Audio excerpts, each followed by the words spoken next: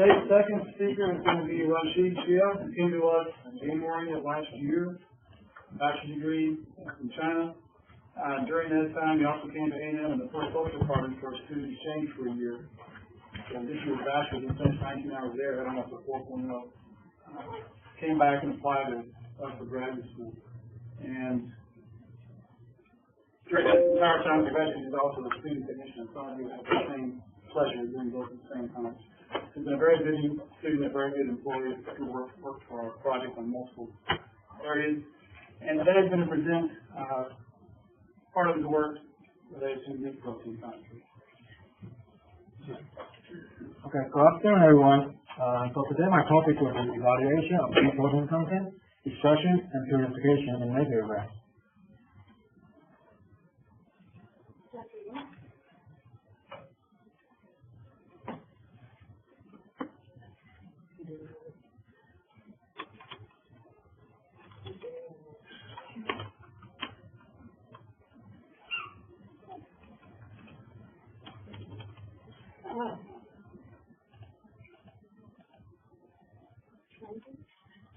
Okay. Right. So when we talk about meat protein, we actually talk about a product or commodity that can be obtained from plants. And here are some other examples of important global commodities. And as you can see here, a lot of these commodities are actually derived from plants. And what has caught my attention is that the coffee and sugar here are actually from perennials. So this means not only annual crops can be valuable, the perennial crops can be valuable too. So let's talk a little bit more about perennials. So a lot of perennial plants are important because they can produce valuable fruits, and they can also be used as biomass in the biorefinery. And biorefinery is a facility that can either produce biofuels or value-added chemicals such as caffeine, sugar, which is the sugar fraction of the plant, or they can be timber or paper, which is the fiber fraction of the plant. So, however, protein, which is also an important fraction of plant chemical components, but they are largely unused so far, and they have been thrown away during biorefinery. And the picture here is a protein enzyme called resisco, and it is actually the most abundant protein that we can find on Earth. So if this protein can be valuable, then how do we obtain it from plants? How do we use it? Well, we can extract the protein and produce something called lead protein concentrate. So by repeatedly press the fresh biomass, we can produce protein-rich juice, and the protein juice can use directly as liquid feed for livestock. Or we can produce lead protein concentrate as a potential food source for human consumption as a survival food, because protein deficiency is still a major health issue in some less developed areas of the world. So there's two basic ways of producing lead protein concentrate. The first one is mechanical pressing, and the second one is aqueous extraction. For mechanical pressing, basically we first process the biomass through the cannel mill, and then we press it to produce the protein juice. And after the heat treatment to calculate the protein, we can centrifuge and dry it to obtain our protein product. And this is the alternative called aqueous extraction, and it can be performed on dry biomass. So basically, we process the dry biomass through the extraction column and filter press, and after ultrafiltration and drying, we can get our protein product. So now you might be thinking there's no way that anyone would like to eat something like this. But I agree with you, because by simply extract the protein, we might not be able to get rid of all the chemicals that we don't want, which is called anti-quality factors here. And they can be tannins, phytates, and oxalates, and nitrates. And what they do is they either produce fecal tests or they can upset our stomach. So that's why purification in lead protein is important. And here is some standard lead protein purification steps. And the first one is extraction, which involves the cell breakage, and is followed by debris removal, solubilization, and inhibition of proteins. And then we can get our preliminary concentration, which is further purified by different kinds of purification steps, such as iron exchange chromatography, or gel filtration, and so on. And then we can get our final protein product. So chromatography is probably something that most of you here have done it before in your research, and it was used originally to describe the separation of pigments on culture paper. And it now refers to a group of techniques that's used for separation of molecules. Here is two popular chromatography framework methods for protein purification. And the first one on the left is ion exchange chromatography. The charges of a protein are used for purification. As you can see here, the positive charge molecules in the column, and the protein has been passed through the column. And the second one on the right is size exclusion chromatography. The protein size is used for purification. So the smaller size molecule has been trapped within the column. So the goal of my research is to identify the plants with high protein content and then extract the protein and then purify them to obtain high quality protein content product. So within this goal, I have two objectives.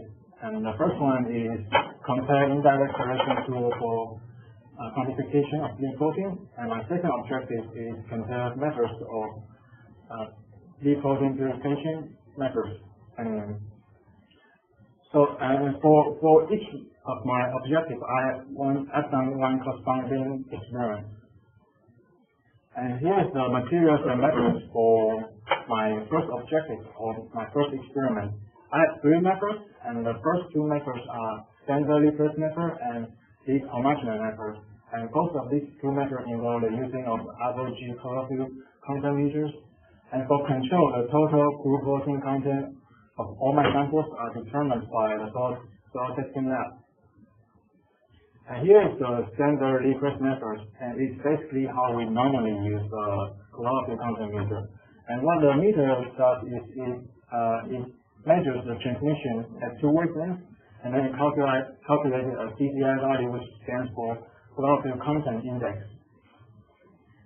And here is the lead homogeneous method. So basically, we grind our dry sample into fine powder, and then we performed methanol extraction on it, and after incubating for 24 hours, the extra was pipetted onto 1 by 1 inch square filter paper, and after drying, we used the same chlorophyll content meter to take in the measurements. And here is the apogee chlorophyll content meter we used, and the red arrow pointing to the sampling area, where we put a small filter paper square for making the measurement. And for plant materials, 109 genotypes of native viruses were randomly selected from the previously established farm. And 109 genotypes of native viruses was also randomly selected within 8 native virus family groups. For example, for my parents group, there was 4 parent individual napiergrass, and there were 3 S1 inbred group and 3 S2 inbred group and 1 S1 hybrid group. And all these progeny groups are all derived from the same 4 napiergrass parents. And 15 individual plants were randomly selected within each of these progeny groups. So all samples and 3 replicating measurements were taken on the same plants on 3 days in 2017, which roughly represents 30, 60, and 90 days of growth. And since all samples and data was taken from the same subject over different times, this means this experiment is a repeated measure design. So here is the result of my first experiment, which is indirect quantification of lead protein content. And I did a 1-factor repeated measure ANOVA for 109 genotypes of napiergrass. And as you can see here, the harvest count here has significant effect on the group protein content, and also significant on 2 CCI readings. And here's the bar graph for the mean values, and the blue is crude protein, and as you can see here, the crude protein content was highest at 30 days, and it decreased sequentially at 60 and 90 days. And for the red color, which is the CCI reading of the standard lead press method, the value was highest at 60 days. It was about the same for the 30 and 90 days. And for the green color, which is the CCI reading of the lead homogeneous method, the value was actually higher at 30 days. It remained about the same for 60 and 90 days of work. And then we did a comparison of napiergrass family groups, where we consider 8 napiergrass family groups as a treatment. So as you can see here, the harvest time still has significant effect on all three members, and the treatment, which is the family groups, is also significant on the group protein content and 2 CCI readings, and the time by treatment interaction is significant too on all three members. And here is the mean table for comparison of family groups, and a decreasing trend of values has been identified in inbred generation. For example, the S1 MKN is higher than S2 MKN, and the S1 FLO2 is higher than S2 FLO2, and then S1 FLO3 is higher than S2 FLO3. And for the CCI reading of the standard depress method, the value of S1 FLO2 is higher than S2 FLO2, and the value of S1 FLO3 is higher than S2 FLO3. And for the CCI reading of the lead homogeneous method, the S1 MKN is higher than S2 MKN. And for both CCI readings, the values of the parent group are higher than the X1 hybrid group. So here's the regression analysis of protein versus CCI reading of the standard lead press method. Unfortunately, all the R-squares are low, but there's a significant increase of R-square between 30 and 60 days. And similarly, for protein versus CCI reading of the lead homogeneous method, the R-squares are low, but there's a significant improvement of R-square between 30 days and 90 days of growth. So here is the materials and methods for my second objective, or the second experiment, which is to compare methods of lead protein isolation and purification. And I have 4 treatments for this experiment. And for control, I have leaf juice, and then I have heat coagulation treatment, alkaline extraction treatment, and alkaline extraction with activated carbon column treatment. And the plant material used for this experiment is napiergrass macaron. And this is the illustration of how I obtain my 4 treatments. So basically, we grind our dry biomass into micronized tissue powder, and then we added distilled water to obtain the extra mixture. And after centrifuging, we collected the supernatant, and then we filtered the supernatant to obtain the leaf juice, which is the control. And for the heat coagulation extra, we first incubated the extra at 90 degrees Celsius for 10 minutes, and then we added sodium hydroxide to resustain the protein, and after centrifuging and filter vapor, we obtain our heat coagulation extra. And for the alkaline extra, we first added sodium hydroxide to adjust it to the pH tank, and then we incubate the extra at 60 degrees Celsius for 30 minutes, and after centrifuging and filter vapor, we obtain our preliminary alkaline extra. And the alkaline extra is further treated with 2 different treatments. For AL treatment, we only process the extract through microfiltration and ultrafiltration. And for ALC treatment, we process the extract through the activated carbon column and microfiltration and ultrafiltration. And here is the PES membrane filter that we use for ultrafiltration, microfiltration, I'm sorry. And this is what it looks like when it's installed on a syringe. And the picture on the right is the centrifuge column spin kit, which is used for ultrafiltration. And this is the activated carbon column looks like, and it's basically a syringe that's packed with granular activated carbon, and the pretreatment is boiled, filtered, and conditioned to pH 10, which is further away from the isolation point of the viscose. This will allow the protein to pass through the column. So for replication, for each method were conducted, and extra samples obtained were subject to total soluble protein determination and tenant assay. And additional full replication of samples from the original biomass were sent to a service lab for the determination of total food protein content and fiber quality testing as a baseline data. And here is a comparison of two alkaline extraction treatments. And the picture on the right is the treatment with the using of activated carbon, and it would appear to have less pigment or chlorophyll content compared to the picture on the left, which is the treatment without activated carbon. And here is the protein assay kit we use for the total soluble protein determination or protein assay. The measurements of absorbance at 562 nanometers for all samples, including standards, were taken using this blue wave miniature spectrometer. And for tenant assay, a colorimetric method that utilized foreign biochemical reagent was used for tenant determination. And the standard spectrometer was used to measure the absorbance at 765 nanometers for all samples, including standards.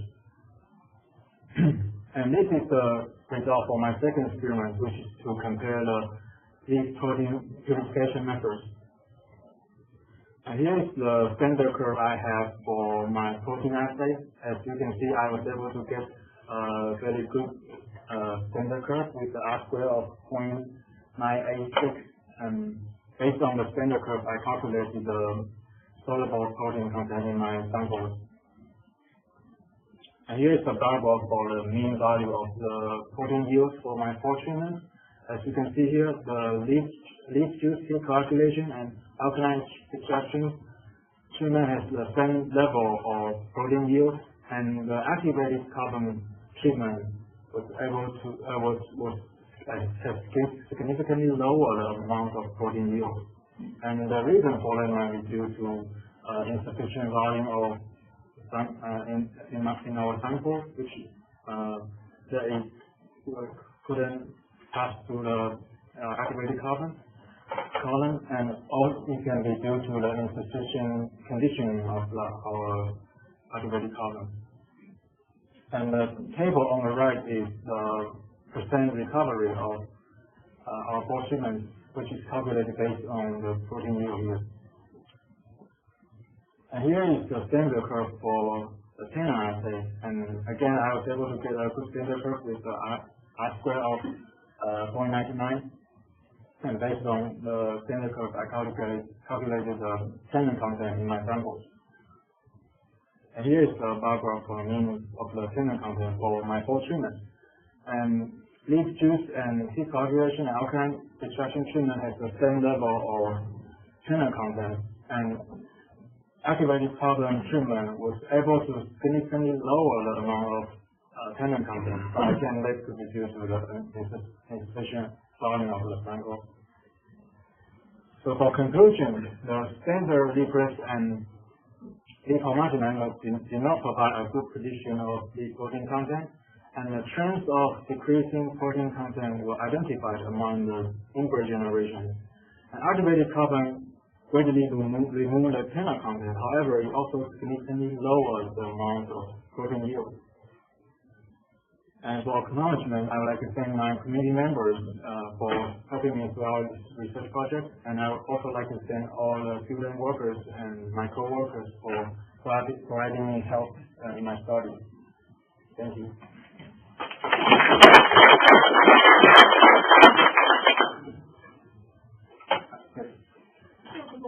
So we want to isolate the protein from the juice that want to remove secondary otherwise stuff like that can add confuse that kind of light. Yes.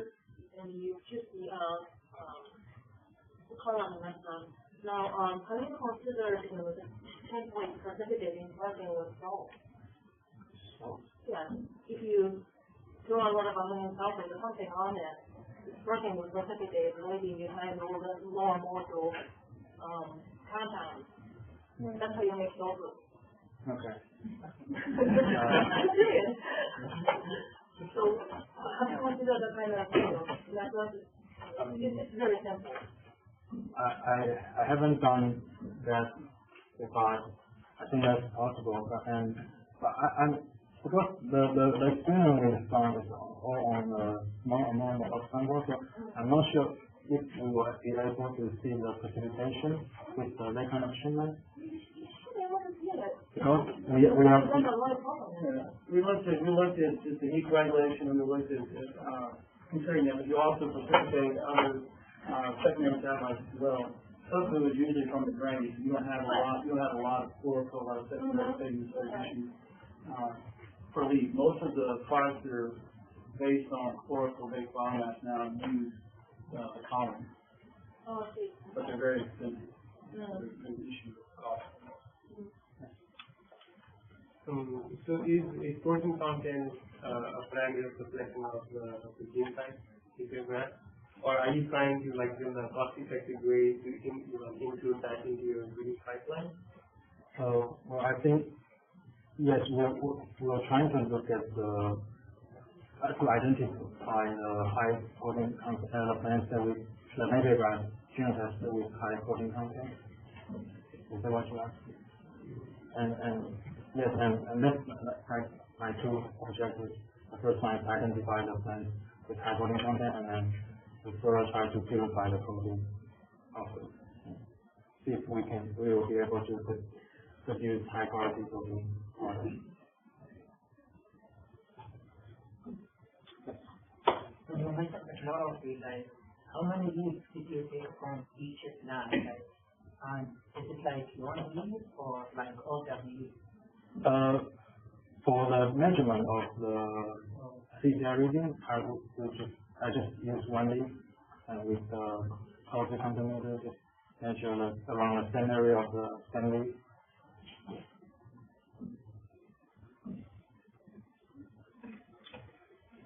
In what manner did you think the carbon would be preferential to proteins or tannins? I guess what was the reasoning behind using activated carbon to capture these? I've seen the literature that it's been used for the separation of proteins beforehand. You go back to the slide where you show the isolation.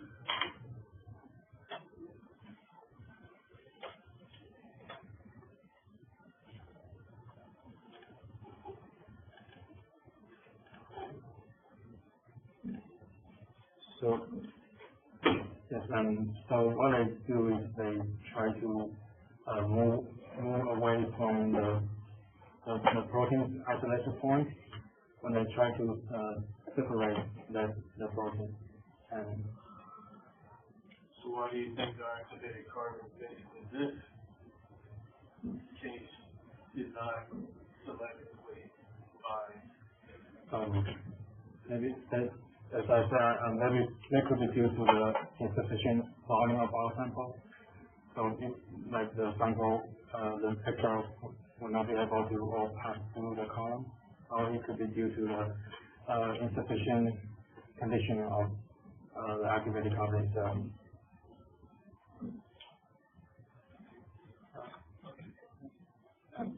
And you may use closely concentration index, CCI. Yes. For one plant, how many readings do you get? 1, 2, or 3? I guess two. What was the difference between these? Because we usually expect the difference, so we have to take 5 readings at least for closely concentration index at one reading and at one plant. Except because it's going to same group, this difference. Yeah, because between 2 readings, 3 readings, 4 readings, you will see the difference. And you have to calculate a mean value of those 5. I take the average value of the two readings. For two. Yeah. And What was the difference between those two? I would say which reading is not a big difference because I take a value in the same area. It shouldn't. It's not. You use a big difference. you use plugin software? Total? That's why you took it properly. You didn't take it very properly. No. In your introduction, you mentioned why you did each time. I'm just wondering how practically will it be if you extract the protein from the grass? Do we have a huge amount for it? If we just use animal feed, why don't we just feed the plant directly? Why you want to extract the protein? If you want to use the food, will people eat it? Yeah. That's kind of a small portion of the seed is suitable for human consumption because people are not just gonna eat grass. They want to eat. Are they already eating protein down here? Yeah, and it's been successfully used in some country in Africa. They actually eat the napiergrass as a portion of their diet. So most people are always eat more vegetables, you eat more fiber or something. Why is more sweet away? Well, they make plant-based proteins. They're often grains, soybean grains or pea grains. They call them alternative meat products. You also have whey proteins and all the protein shakes that you can drink. Another program more about comment. Can gluten absorbent standard curve now? I know what wrong now. Okay, this one is okay.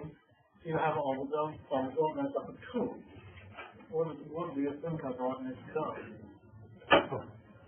You on the y-axis here, your absorbance is 2. Then the maximum value here. Okay. Is there anything wrong with this kind of method or not?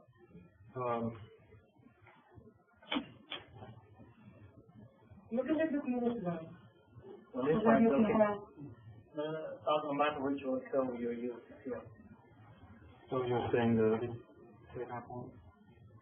I'm just a master for if you read your electrical chemistry book, you will say what's the best range for absorbance if you want to build a standard curve.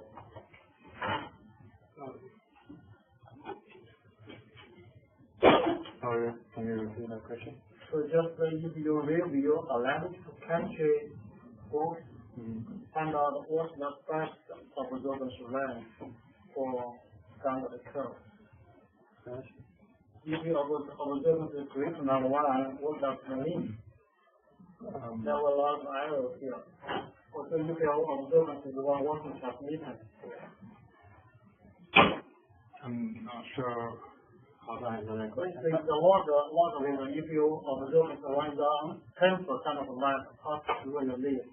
If you have 2 absorbance on 1% of the light passes through your leaf will kill that now. The error on intention will be huge. So that's warning if it is above 6.8 to where the doesn't matter. I didn't know that before, but I think I should look into that. Still got a good fit, right? Yeah, but still good.